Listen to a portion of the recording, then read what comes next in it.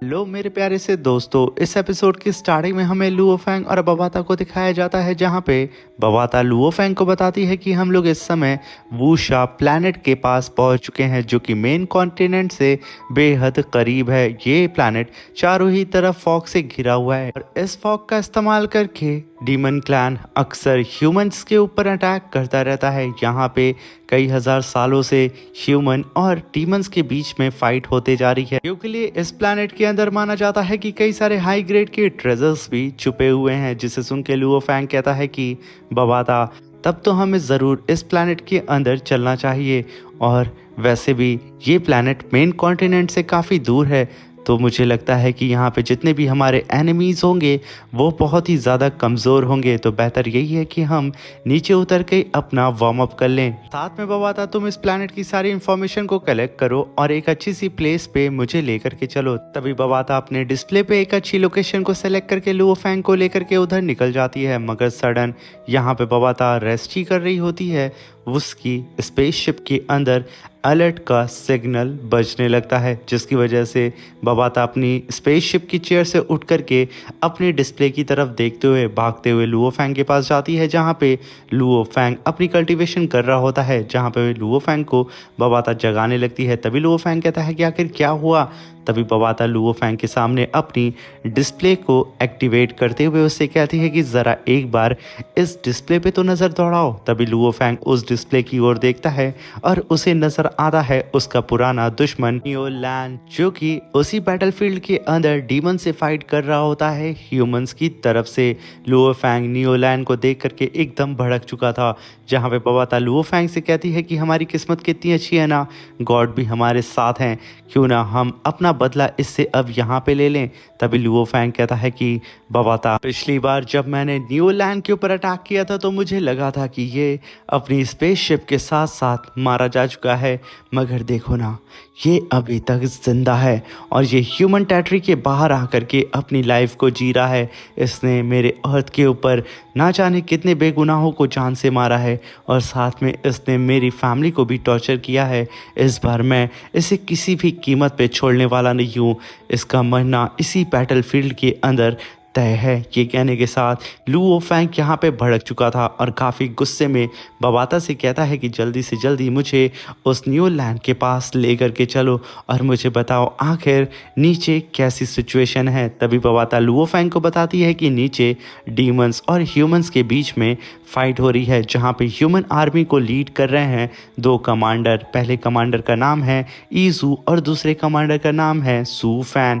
जहाँ पे demon army बहुत ही बुरी तरीके से ह्यूमन आर्मी को पीटे जा रही है और साथ में डीमन आर्मी को लीड कर रहा है डीमन क्लैन का 18 रॉयल फैमिली का मॉन्स्टर, जो कि स्पेस एंड टाइम मॉन्स्टर के नाम से जाना जाता है। और सच में जब हम बैटलफील्ड का सीन देखते हैं जहाँ पे ह्यूमंस बहुत ही बुरी तरीके से उन सारे ही डीमन से पिट रहे होते हैं और उन डीमंस का लीडर तो और भी बुरी तरीके से ह्यूमंस के लीडर्स को पीटे जा रहा होता है, बल्कि यहाँ पे ह्यूमंस और डीमंस की आर्मी भी इक्वल होती है, मगर फिर भी डीमंस ह्यूमंस के ऊपर काफ़ी ज़्यादा भारी पड़ रहे होते हैं।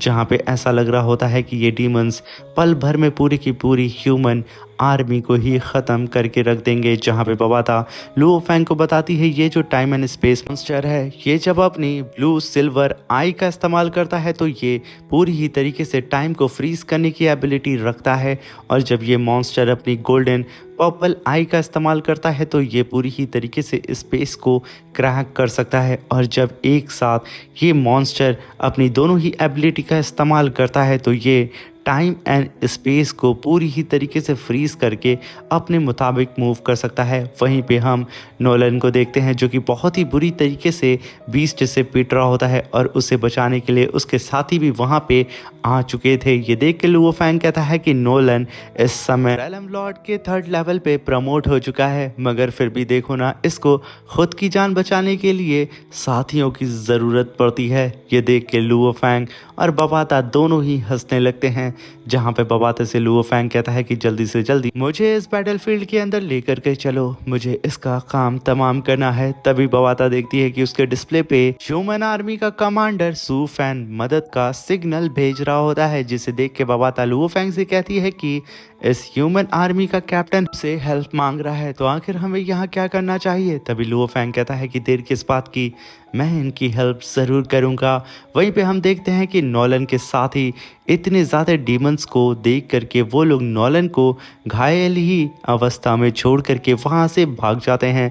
उन्हें भागता हुआ देख करके नॉलन कहता है कि मैं लगभग 4000 सालों से तुम लोगों के साथ हूँ, मुझे लगा था कि तुम लोग मेरे भाई हो, मगर ये क्या, तुम लोग मुझे ऐसे छोड़ के कैसे जा सकते हो?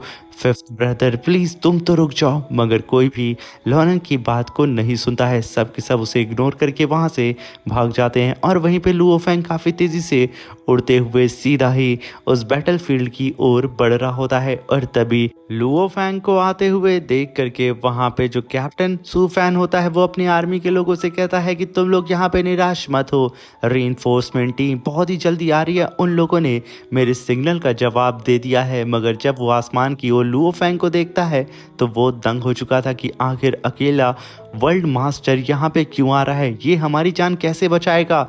मगर तभी हम देखते हैं कि वो टाइम एंड स्पेस बीस्ट सीधा ही उस कमांडर सू फैन के ऊपर अटैक करके उसे निगलने वाला होता है। मगर तभी दूसरा कैप्टन इजू अपनी स्वॉर्ड को फेंक करके सीधा ही उस मॉन्स्टर के मुंह के ऊपर अटैक कर देता है, जिसकी वजह से वो मॉन्स्टर अपने मुंह की डायरेक्शन को बदल देता है। और यहाँ पे बाल बाल कैप्टन सू फैन बच जाता है उस मॉन्स्टर के मुंह का निवाला बनने से, जहां पे वो दोनों ही कैप्टन पीछे आके खड़े होकर के लुओ फैंग को आंखें फाड़ के देख रहे होते हैं। मगर तभी लुओ फैंग बादलों को चीरते हुए सीधा ही बैटलफील्ड में आकर के लैंड करता है और तुरंत ही अपने बीस्ट गॉड शील्ड को एक्टिवेट करता है। और तुरंत ही वहां पे Luo Fang time and space beast realm को भी एक्टिवेट कर देता है और साथ में Luo Fang first form of beast god weapon को भी अनलॉक कर देता है, जहां पे लुओ फैंग के पीछे एक जायंट सी बीस्ट गॉड की होली बॉडी अपीयर हो जाती है, जो कि अपने ग्रेविटी प्रेशर को चारों ही तरफ फैला करके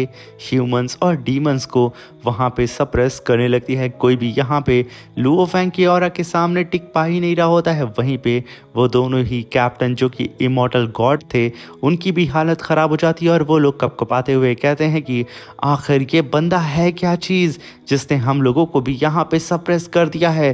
तभी हम वहाँ पे टाइम एंड स्पेस बीस्ट को देखते हैं, जो कि अपनी पावर को एक्टिवेट करके सीधा ही लुओ फैंग के ऊपर अटैक करने के लिए कूद जाते हैं। उन लोगों को अपनी तरफ इतनी तेजी से आता हुआ देख के लुओ फैंग अपने हाथ को आगे बढ़ाता है और अपने बॉडी डोमेन के अंदर सीधे ही उन दोनों ही मॉन्स्टर को कैप्चर कर लेता है, जहां पे वो दोनों ही मॉन्स्टर लुओ फैंग के अब बॉडी डोमेन के अंदर फंस चुके थे। तभी लुओ फैंग बिना ही वक्त ज़ाया किए अपनी बॉडी डोमेन के ऊपर से काफ़ी तेज़ी से उड़ते हुए सीधा उन मॉन्स्टर के सामने आता है और टीयर दी स्काई वन क्लॉ अटैक से सीधा ही उन मॉन्स्टर के ऊपर अटैक कर देता है। ये अटैक सीधा ही जाकर के उस मॉन्स्टर के गोल्डन वाले हेड पे लगता है, जिसकी वजह से उस मॉन्स्टर का एक हेड पूरी ही तरीके से डिस्ट्रॉय होने लगता है। उसकी पूरी की पूरी आधी बॉडी फट करके चिथड़ा हो जाती है।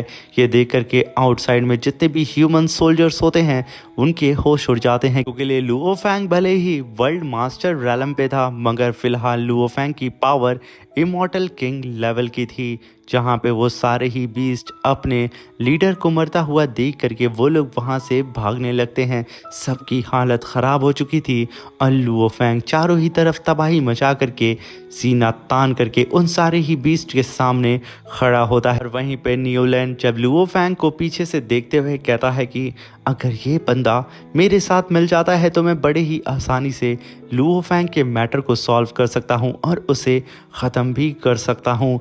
ये कहने के साथ उसकी खुशी का यहाँ पे ठिकाना नहीं होता है, मगर सडन वो space and time demon monster अपनी बॉडी को रीजनरेट करने लगता है, जिसे देख करके लुओ फैंग अपने ऑरा को रिलीज करके अपने आर्मर के हेलमेट को वहाँ पे ओपन करता है। जैसे ही लुओ फैंग ने ये किया वैसे ही न्यूलैंड की नज़र लुओ फैंग के ऊपर पड़ जाती है।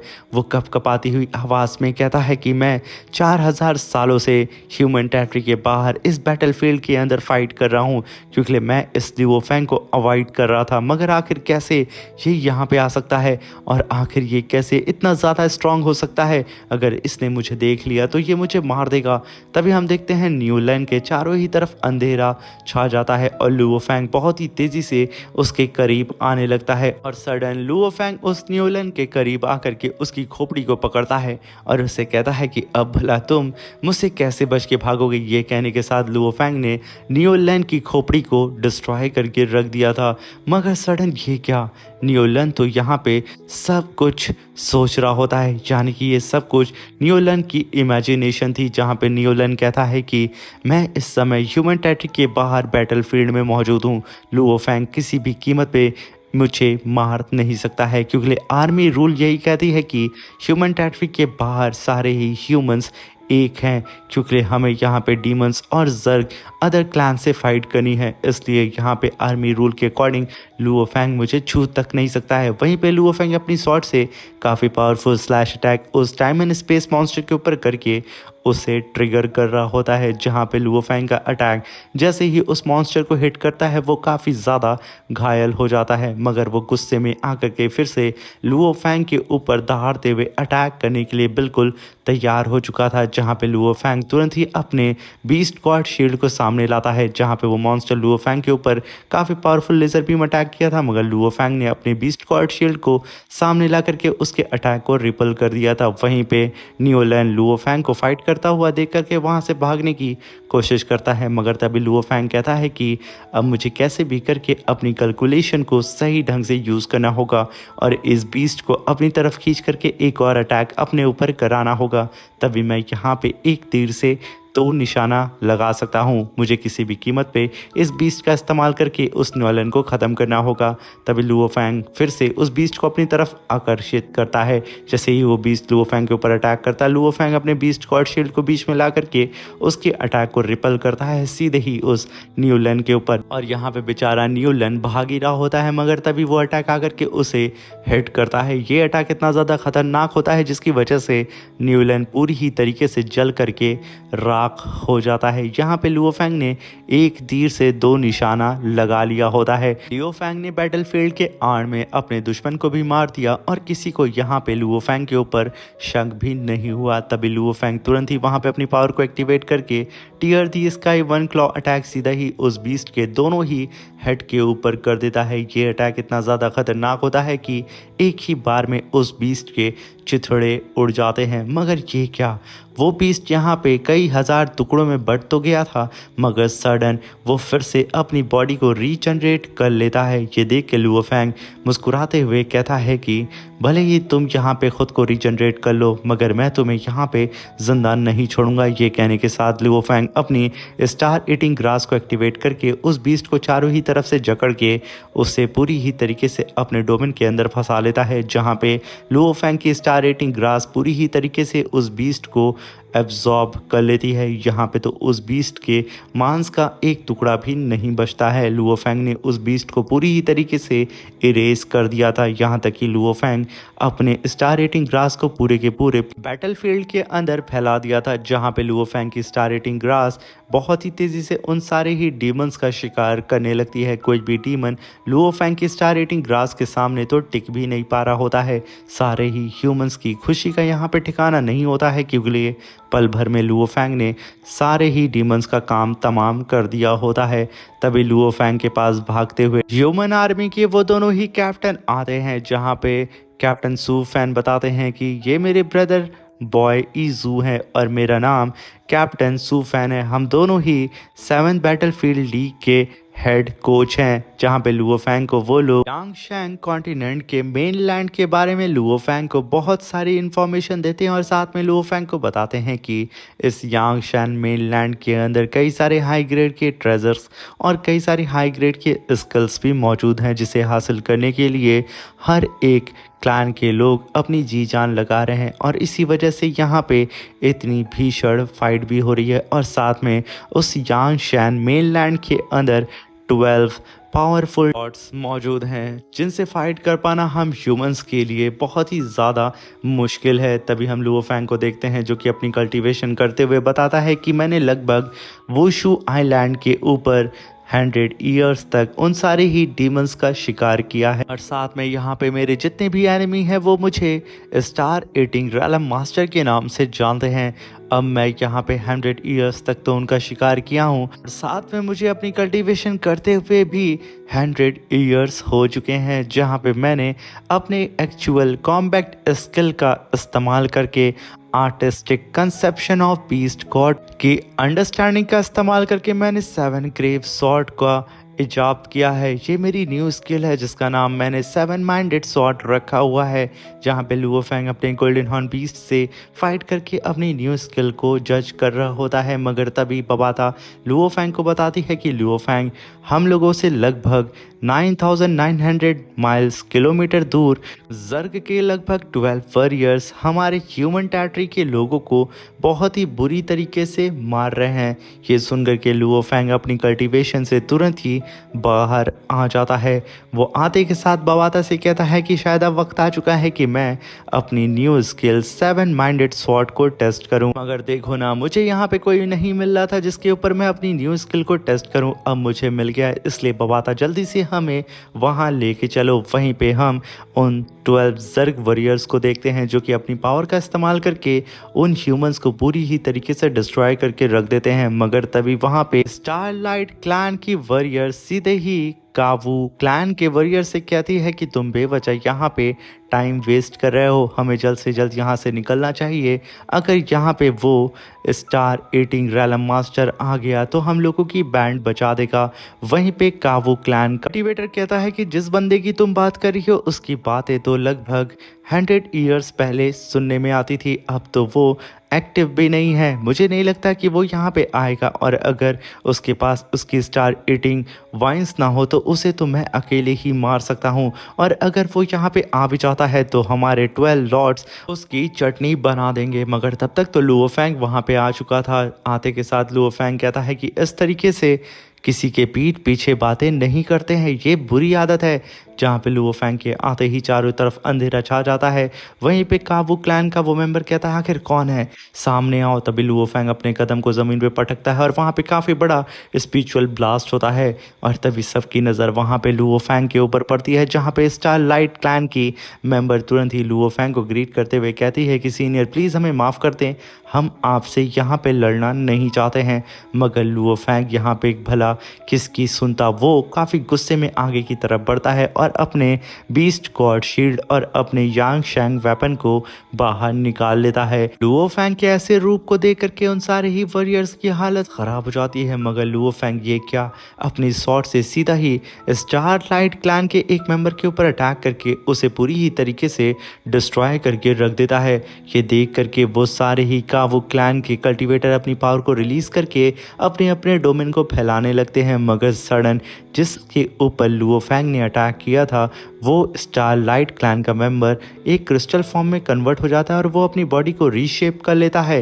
ये देख करके बबाता लुओ फैंग को बताती है कि लुओ फैंग, स्टारलाइट क्लैन के मेंबर्स के पास एबिलिटी है कि वो लोग अपनी बॉडी को कभी भी रीशेप कर सकते हैं। और साथ में कावू क्लैन के पास एबिलिटी है ये है कि वो लोग यहाँ पे मेटल और स्टोन से बने हुए हैं। इसकी वजह से उनका जो डिफेंसिव फॉर्मेशन है वो बहुत ही ज़्यादा स्ट्रॉन्ग है। और ये सब के सब जर्ग के साथ जुड़े हुए एफिलिएटेड ग्रुप हैं, इसलिए लुओ फैंग इन लोगों को जिंदा मत छोड़ना, ये हम ह्यूमंस के लिए घातक है। अगर तभी हम देखते हैं कि वो सारे ही एनिमी लुओ फैंग को अपने डोमेन के अंदर फंसा लेते हैं। मगर तभी Luo Fang first form of beast god weapon को एक्टिवेट करने के साथ साथ बीस्ट गॉड को भी वहां पे समन कर लेता है, जहां पे लुओ फैंग के सामने बीस्ट गॉड की एक जाइंट सी होलोग्राम अपीयर हो चुका था। साथ में लुओ फैंग उन सारे ही कल्टीवेटर्स को अपने बॉडी डोमेन के अंदर कैप्चर कर लेता है।